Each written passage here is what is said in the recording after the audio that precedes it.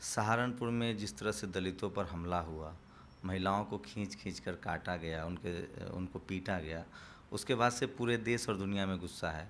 राजनीतिक रूप से एक चुप्पी थी जिसे भी तोड़ने की लगातार कोशिश हो रही है, और सुभाषिनी अली खुद गई थी, वृंदा करात गई थी, उन्होंने राष्ट्रपति से मुलाकात की, विक्टिम भी थे सहारनपुर के उनके साथ। और लेफ्ट ने एक कोशिश की है कि इस तरह के जो मामले हो रहे हैं उस पर वो अपनी बात को रखे और खासकर राष्ट्रपति के पास तक इस बात को ले जाए, जबकि इसमें ह्यूमन राइट्स कमीशन ने अभी इनिशिएट नहीं किया है, खुद SC ST आयोग ने कोई इनिशिएट नहीं किया है। सुभाषिनी अली खुद नेशनल दस्तक पर है, मैं उनसे जानने की कोशिश करूंगा कि जो वर्तमान हालात हैं और जो सहारनपुर के जिस तरह से मामले हुए हैं, उससे पहले सहारनपुर में एक और मामले हुए थे, तो यूपी में जो नई सरकार बनी है वो किस तरह से अकाउंटेबल है, और पूरी जो जो जिस तरह से नए एट्रोसिटी के मामले बढ़े हैं वो किस तरफ देश को ले जा रहे हैं।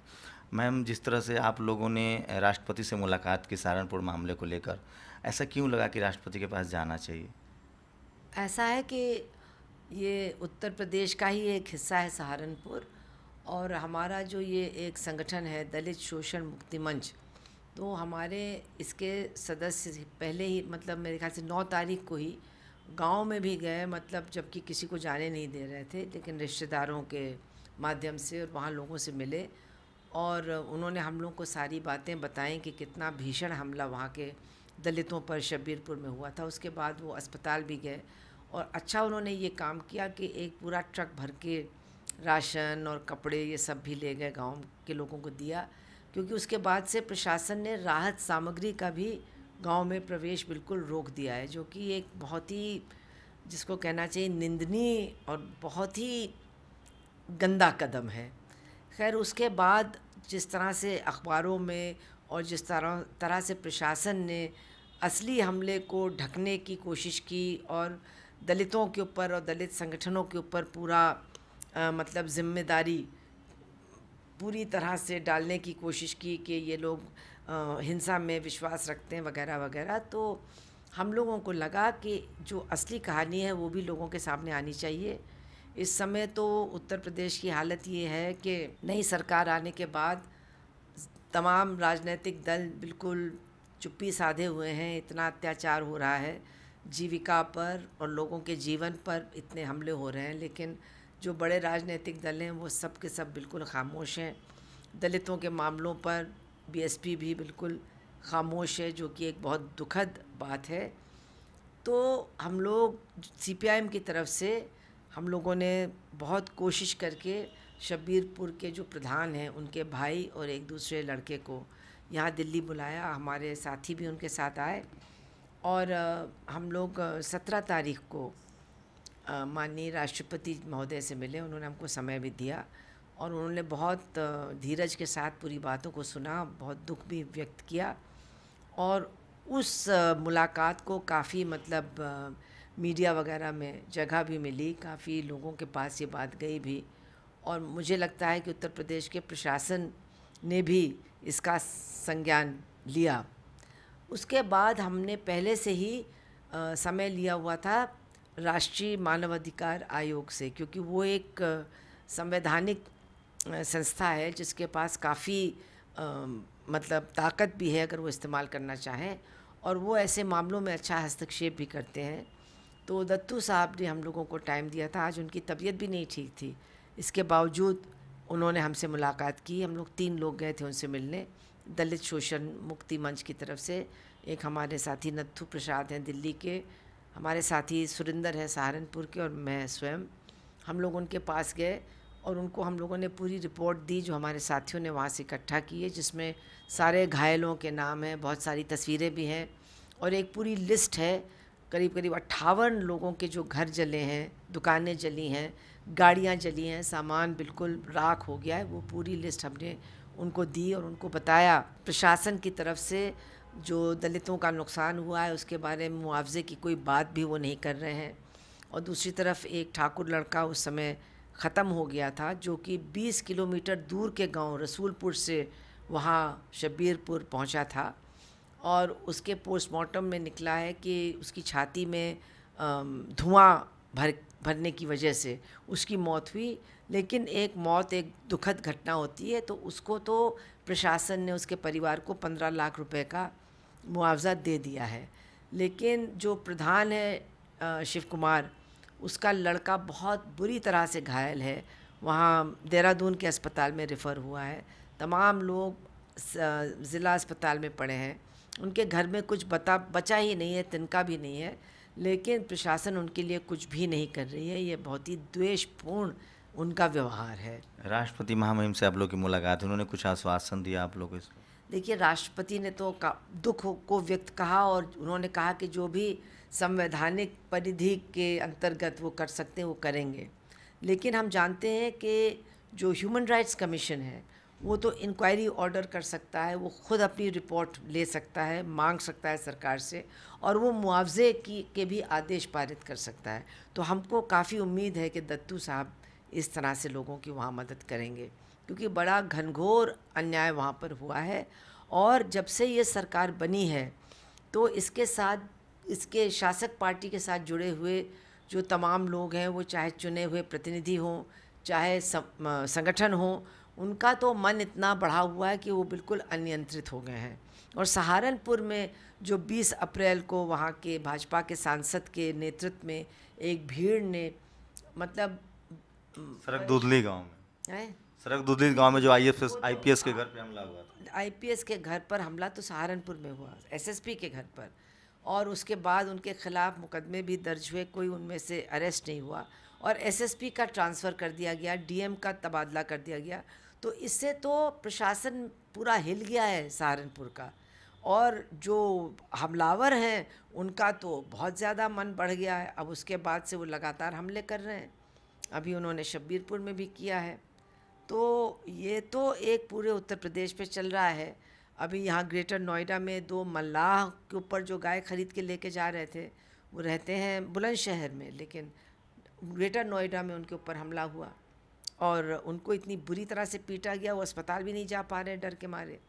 तो ये सारी घटनाएं हो रही। आगरा के अंदर थाने में घुस कर के उन्होंने पुलिस वालों की क्या पिटाई लगा कर है दी। जिस तरह से महिमा मंडन हुआ था टीवी चैनलों में योगी जी के आने के बाद कि कानून व्यवस्था ठीक हो जाएगा, वो खुद सबसे बड़े दबंग हैं, चीज़ें ठीक इसके उलट हो रही है। यूपी में हालात बद से बदतर होते जा रहे हैं। देखिए, आप तो पता नहीं कौन सी उम्मीद रखे हुए थे। हम लोग जो उत्तर प्रदेश में रहते हैं और जो कुछ पूर्वांचल में अभी तक हुआ है उसको जानते हैं, तो कोई आश्चर्य की बात नहीं है कि ये सब हो रहा है।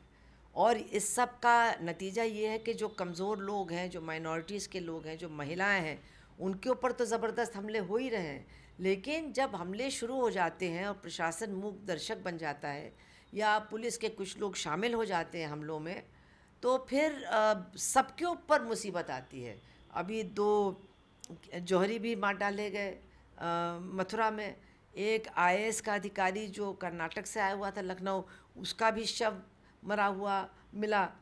गोरखपुर में भी तमाम हत्याएं हुई हैं, बाराबंकी में हुई हैं। तो चारों तरफ तो बिल्कुल हाहाकार मची हुई है और लगता है कि शासन प्रशासन बिल्कुल अनियंत्रित हो गया है। सहारनपुर मामले को लेकर एक दलित संगठन है भीम आर्मी, उसने कुछ प्रोटेस्ट किया था, उसको अब नक्सली कहा जाने लगा है। अखबार में ऐसी रिपोर्ट आई है, मुझे ऑफिशियल कोई रिपोर्ट नहीं आई है। मैंने वहाँ के एसपी की बाइट सुनी है, आईजी रेंज की बाइट सुनी है, लेकिन जो अखबार हैं, जो खबर वाले हैं, वो गुस्से में है भीम आर्मी को लेकर। उन्होंने तरह तरह के उसका भी कनेक्शन निकाला जा रहा है कि ये लेफ्ट समर्थित लोग हैं और इनका नक्सलियों से संगठन है। इस बारे में आप लोगों की कोई जानकारी? देखिए, जो भी लड़ता है उसको इस देश में लेफ़्ट के साथ जोड़ने की कोशिश की जाती है, अच्छी बात है। हमारा तो कोई भी संपर्क या संबंध इस संस्था से नहीं है। इसके बारे में हमने भी पढ़ा है, लेकिन इतना हम जानते हैं कि जो 20 अप्रैल की घटना हुई जिसमें वो सांसद भाजपा का था, जो 5 मई को शब्बीरपुर में हमला हुआ, वहाँ कहीं भी दूर दूर से भी इस संगठन का, भीम सेना का कोई भी संबंध नहीं था। इसके बाद जो 9 तारीख को एक प्रदर्शन, विरोध प्रदर्शन की बात है, उसमें हमने जो सुना है कि उसकी तरफ से और भी तमाम लोगों की तरफ से वहाँ सहारनपुर में विरोध प्रदर्शित करने की एक अपील हुई थी। और उसमें जो टकराव हुआ वो तो प्रशासन से हुआ, दलितों की तरफ से किसी के ऊपर कोई हमला नहीं हुआ, किसी समुदाय को छेड़ने की कोशिश नहीं की गई। जब प्रशासन ने उनके ऊपर लाठीचार्ज किया तो वहाँ से भी कुछ प्रतिक्रिया हुई। तो अब तो मैंने सुना है कल कि प्रशासन ने कह दिया कि नहीं, अब नक्सलियों के साथ या किसी के साथ उनका कोई मतलब संबंध नहीं दिखाई दे रहा है। प्रशासन से मेरा कहना है, आप इन सब चीज़ों में क्यों जा रहे हो? किसने किसको मारा, किसने किसका घर जलाया, किसने महिलाओं को पीटा, किसने लोगों को, निर्दोष लोगों को अस्पताल में पहुंचाया, किसने लोगों की गाड़ियों को फूंका, इसका पता लगाइए और उनको सज़ा दीजिए। ये सब जो स्पेकुलेशन किया जा रहा है, ये केवल अत्याचार के ऊपर पर्दा डालने के अलावा कुछ नहीं है। योगी मोदी दोनों के आने के बाद जो सवर्ण समाज का जो एक एक जो उनको कहा जाता था कि जो जातिवादी रूप से उन्होंने बड़े शोषण किए, और कुछ चीज़ें हालात ठीक हो गई थी, लेकिन फिर से जब से बीजेपी केंद्र और यूपी जैसे राज्यों में आई है, योगी मोदी का जो कॉम्बिनेशन है, एक बार फिर से जातिवाद को लेकर समाज बढ़ता नजर आ रहा है, वो भी तेज़ी से, जिसमें दलितों पर, अल्पसंख्यकों पर और महिलाओं को मोरल पॉलिसिंग के तहत शिकार बनाया जा रहा है। देखिए, ये सब चीज़ें जो हैं, ये कोई आज की बात नहीं है। जो लोग वर्ण व्यवस्था को मानते हैं मनुस्मृति को मानते हैं, तो उनका काम ही है जाति विभाजन को और भी ज़्यादा तेज़ करना और जाति उत्पीड़न को तेज़ करना, और महिलाओं के ऊपर मतलब जो है निगरानी करना। ये तो उनका काम ही है, क्योंकि ये उस दृष्टिकोण का एक हिस्सा है। तो इस पर लोगों को इतना आश्चर्य हो रहा, मुझे नहीं समझ में आता है क्यों। एक आखिरी सवाल, जब भी मैं लेफ्ट के किसी नेता से मिलता हूं तो पूछता हूं, मैंने तमाम लोगों से जो दलित समाज से हैं, जो माइनॉरिटीज़ हैं, उनसे वो कहते हैं कि लेफ्ट लीडरशिप में भी दलितों को वो स्थान नहीं मिला, जबकि जो कम्युनिज़्म है, जो गैर बराबरी की बात है, उससे लेफ्ट से काफ़ी लोगों को उम्मीदें हैं। तो क्या लग रहा है लेफ्ट इस दिशा में भी अब काम कर रहा है? क्योंकि इस तरह के आरोप लगते रहे कि दलितों के लिए वहाँ भी उसी तरह का भेदभाव है, क्योंकि वहाँ वर्ग की बात होती है, जात की बात नहीं होती है। देखिए, वर्ग की बात और जात की बात दोनों को साथ साथ लेकर के चलना होगा। इस देश में वर्ग भी हैं और इस देश में जात भी हैं, और ऐसा नहीं है कि अगर कोई दलित जात में पैदा हुआ है तो वो दलितों के लिए कुछ करेगा या उनके लिए लड़ेगा। बहुत सारे उदाहरण हैं जो मैं उस पे जाना नहीं चाहती हूँ। कौन कौन आज की तारीख में चुप है, खामोश है, मुंह पे पट्टी बांधे हुए है, और जो अत्याचार करने वाली ताकतें हैं उनके साथ जा कर के शामिल हो चुके हैं, उनके नाम लेने की कोई ज़रूरत नहीं है। आप इशारा कर रही हैं जो एनडीए में अलायंस है और जो नेता बने हुए हैं। ये एनडीए तो अभी बना है। डॉक्टर अंबेडकर की मृत्यु के बाद से ही ये प्रक्रिया चल रही है, और आज तक चल रही है और आगे भी चलेगी, क्योंकि किसी जात में पैदा होने की वजह से कोई उसके उत्पीड़न के खिलाफ योद्धा नहीं बन जाता है। तरह तरह के लोग हर जात पे पैदा होते हैं, उनमें मौका परस्त भी होते हैं, लालची भी होते हैं, अपना फ़ायदा ही देखने वाले लोग भी होते हैं। तो हर जात में होते हैं, दलितों में भी होते हैं, पिछड़ों में भी होते हैं, और सवर्णों में। दलित इंटेलेक्चुअल्स का एक आरोप है कि सवर्ण समाज में कोई अंबेडकर, कोई ज्योतिबा फूले, कोई सावित्रीबाई पैदा अब तक नहीं हुई है, इसलिए उनको अपने समाज में ज़्यादा पहल करनी चाहिए ताकि इस तरह के एट्रोसिटी के मामले कम हो और देश एक मजबूत राष्ट्र बने। देखिए, ये सब बहुत ही मैकेनिकल, और मैं तो समझती हूँ कि बिल्कुल निरर्थक ये बहस है। आपको और हमको सबको देखना है कौन क्या कर रहा है और कौन कहाँ खड़ा है। ये नहीं देखेंगे और बैठ कर के मन घड़ंत बातों को बनाएंगे, क्योंकि लेफ़्ट के साथ हमको जाना नहीं है, तो फिर जहाँ पर हम लोग हैं वहीं रहेंगे। मेरा ये कहना है, अगर कोई देखता है कि लेफ़्ट कोई सही सवाल उठा रहा है तो उतनी देर के लिए आइए लेफ़्ट के साथ और आगे बढ़िए, कौन मना कर रहा है। लेकिन बैठ कर के केवल आलोचना करना और जो गद्दारी कर रहे हैं उनकी तरफ बिल्कुल अंधा और बहरा हो जाना, इसमें हमको ईमानदारी नहीं दिखाई देती है।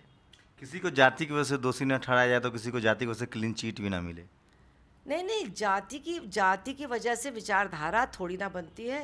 एक अंबेडकर पैदा हुआ है, आप कह रहे हैं, तो मैं कहती हूँ 100 अंबेडकर क्यों नहीं पैदा हुए? एक ज्योतिबा फूले पैदा हुए, उनके साथ कुछ और, लेकिन कालबुर्गी भी पैदा हुए, पानसारे भी पैदा हुए, ऐसा नहीं है। मतलब मेरा कहने का है कि हाँ, हमारे देश में जाति उत्पीड़न एक बहुत बड़ी सच्चाई है, और निश्चित रूप से पीड़ित जातियों में जो लोग पैदा होते हैं उनका अनुभव बचपन से ही इस पीड़ा को लेकर के होता है, और इस पीड़ा के ख़िलाफ़ वो लड़ते हैं। अपने अपने तरीके से उसका सामना करते हैं। लेकिन इसका मतलब नहीं है कि चूंकि उनका अनुभव है इसलिए वो क्रांतिकारी हो जाते हैं या क्रांतिकारी परिवर्तन के लिए तत्पर हो जाते हैं। ये भी बात सही है कि जो लोग सवर्ण जातियों में पैदा होते हैं अक्सर उनके अंदर भी बहुत सारे दुर्भावनाएं होती हैं, बहुत सारी चीज़ें उनके अंदर पैदा होने के बाद ही उनके डीएनए के अंदर प्रवेश कर जाती हैं और बहुत सी समस्याओं की समझ उनकी साफ नहीं होती। ये बात सही है, ये हमारे समाज की सच्चाई है।